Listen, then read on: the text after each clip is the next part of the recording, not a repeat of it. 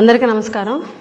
ఈరోజు ఈ ప్రెస్ మీట్ని ఏర్పాటు చేయడానికి గల ముఖ్య కారణం ఏంటి అంటే, కొద్ది రోజుల క్రితం ఆంధ్రప్రదేశ్ శాసనసభ స్పీకర్ అయినటువంటి అయ్యన్న పాత్రుడు గారు 170 యాక్ట్ గురించి చేసినటువంటి ఏవైతే వ్యాఖ్యలు ఉన్నాయో ఆ వ్యాఖ్యలు రాజ్యాంగ వ్యతిరేకమే కాకుండా గిరిజనుల మనోభావాలు దెబ్బతీసేలాగా ఉన్నాయని చెప్పేసి మేము గతంలో కూడా చెప్పాము. ఇప్పుడు కూడా దానికే మేము స్టాండ్ అయి ఉన్నాం. అసలు 170 యాక్ట్ అనేది గిరిజనులకి ఒక రక్షణ కవచం లాంటిది. అంటే ఇతర కులాల యొక్క పెత్తనం అనేది లేకుండా కేవలం గిరిజనులు మాత్రమే గిరిజన ప్రాంతంలో ఉన్నటువంటి భూములు కానీ అటవీ ఉత్పత్తులను కానీ అనుభవించే విధంగా ఒక రాజ్యాంగపరమైనటువంటి నిర్ణయం తీసుకోవడం జరిగింది. అదే 170 యాక్ట్. ఈ 170 యాక్ట్ అనేది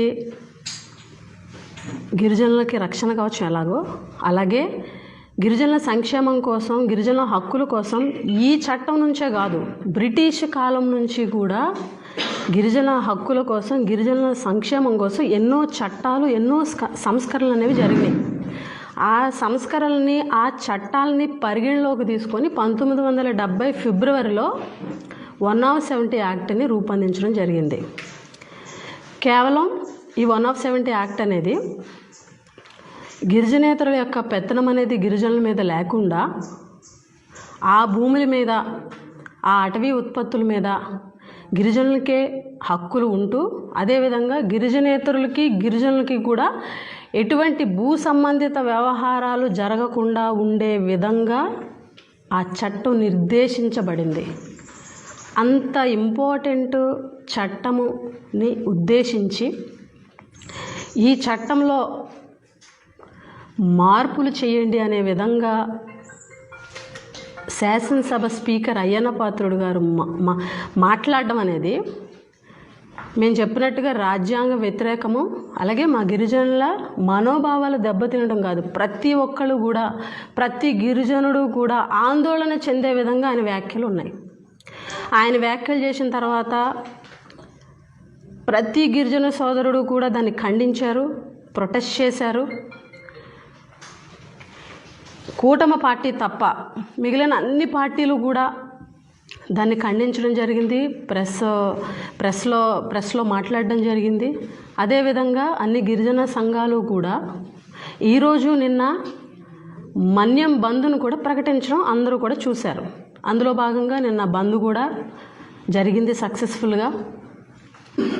గిరిజన జేఏసీ బంద్ని ప్రకటిస్తే అన్ని పార్టీల్లో ఉన్న అన్ని గిరిజన సోదరులు కూడా దానికి సంఘీభావం తెలపడం జరిగింది. నిన్న కొంతమంది పాల్గొన్నారు, ఈరోజు కొంతమంది పాల్గొనడానికి నిర్ణయం తీసుకోవడం జరిగింది. ఈలోపు మరి ప్రభుత్వం బెదిరించిందో, అధికారులు బెదిరించారో తెలియదు, కానీ జేఏసీ ఒక బ్యాక్ స్టెప్ తీసుకోవడం జరిగింది ఈ బంద్ విషయంలో. అసలు గిరిజనుల మనోభావాలు దెబ్బతీశాయి కాబట్టి, గిరిజనులు ఆందోళన చెందారు కాబట్టి ఈ వ్యవహారంలో ప్రతి ఒక్క గిరిజన సోదరుడు కూడా ప్రొటెస్ట్ చేశారు. మాట్లాడింది అయ్యన్న పాత్రుడు గారు. ప్రతి గిరిజన సోదరుడు, గిరిజన జేఏసీలు కూడా బంద్ను ప్రకటించడం జరిగింది. దానికి సంఘీభావంగా ప్రతి ఒక్క పార్టీలో ఉన్నటువంటి గిరిజన సభ్యుడు, ప్రజెంట్ ప్రజాప్రతినిధులు కానీ, మాజీ ప్రజాప్రతినిధులు కానీ ప్రతి ఒక్కరూ కూడా సంఘీభావం తెలిపాము, మాట్లాడాము.